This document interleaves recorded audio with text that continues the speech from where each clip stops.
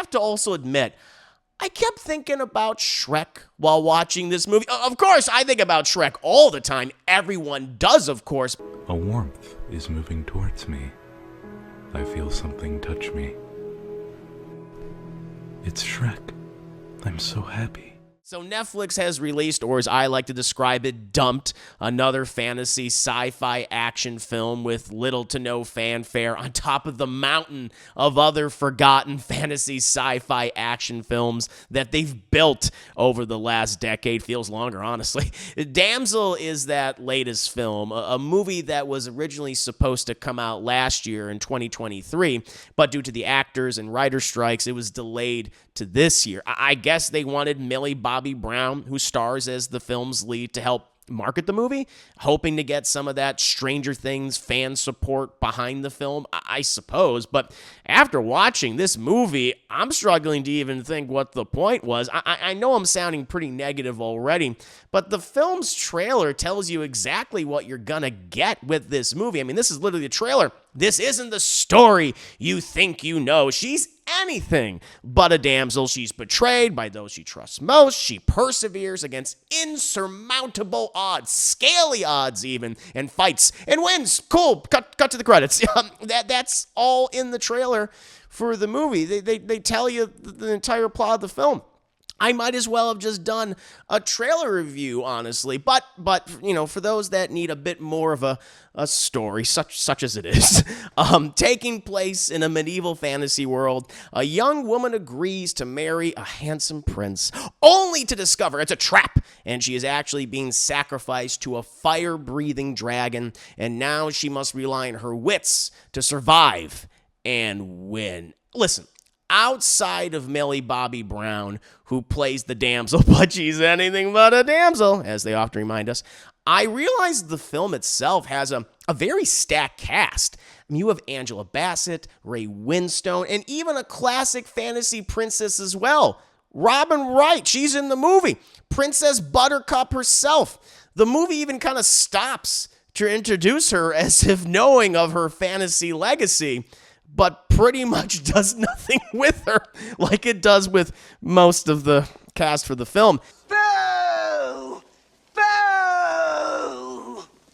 Why do you do this? This is very much the Millie Bobby Brown show. It's a vehicle for her, and she also serves as the producer, one of the producers on the film as well. Now, I don't dislike Brown as an actress at all. I think she's great on the multiple seasons of Stranger Things that I've seen. I'm actually looking forward to the next season of Stranger Things. And you know, and I quite liked her in that Sherlock Holmes spin-off film, Enola Holmes, from a couple years ago. But this role is very one note and flat and really isn't all that interesting. I mean, like the rest of the cast, she's wasted in this movie. She's wasted in Damsel. I have to also admit, I kept thinking about Shrek while watching this movie. Of course, I think about Shrek all the time. Everyone does, of course. A warmth is moving towards me. I feel something touch me. It's Shrek. I'm so happy. But Shrek pretty much deconstructed and mocked fantasy tropes popularized by many creators, including Disney, so well. And also had an entire sequence like making fun of the damsel in distress with Princess Fiona being guarded by a fire-breathing dragon, and managed to be really clever, funny, and innovative with it. Wait, where are you going? The exit's over there. Well, I have to save my ass. What kind of knight are you? One of a kind. I don't think it needs to be said, but Damsel ain't Shrek. It doesn't do any of that. Now, I enjoy a claustrophobic thriller where our main character or cast of characters are in a confined space with a serious threat, you know, endangering them throughout the movie.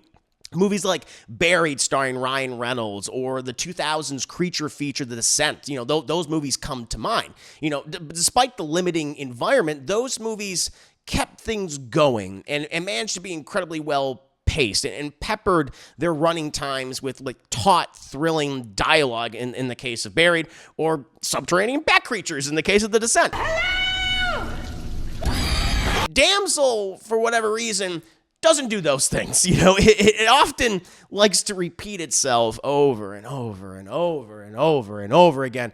By the time we get into the second act, especially the second act, and that often involves Millie Bobby Brown hiding behind rocks and the dragon then finding her. It does that quite often and doesn't really attempt to innovate on that or make each repetitive sequence stand out, thus making it feel really, really dull and boring.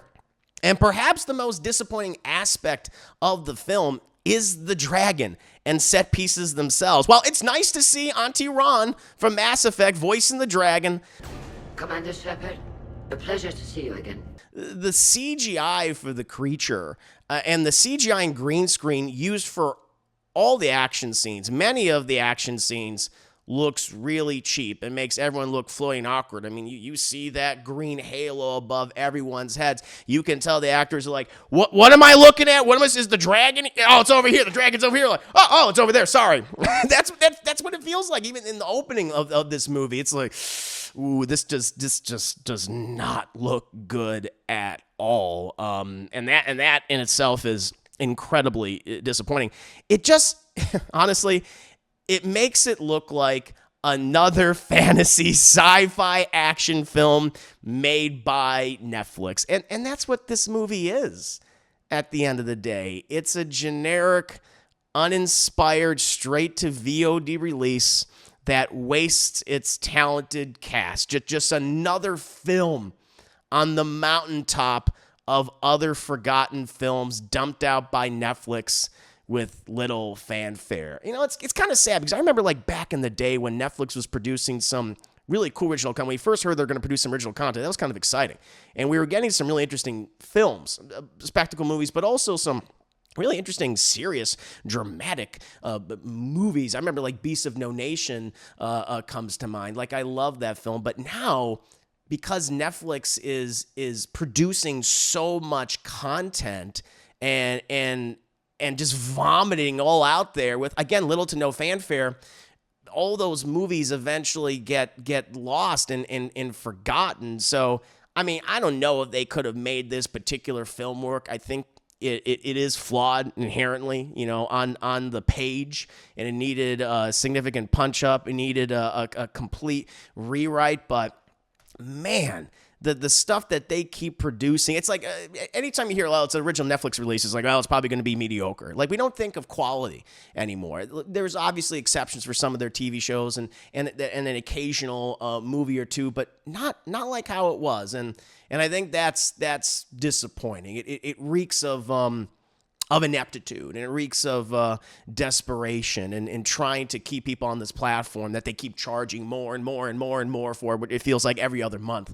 And Damsel just kind of fits that bill. It's just another mediocre, less than mediocre production film produced by Netflix. But I guess, what about you guys? How do you, for those of you who have seen this movie, which I'm curious if anyone has seen this film, did you end up liking this film? Were you more mixed on it? Were you more like me? Were you just kind of like, all right, sure, whatever, more negative? Please let me know in the comments below, and I'll see you next time.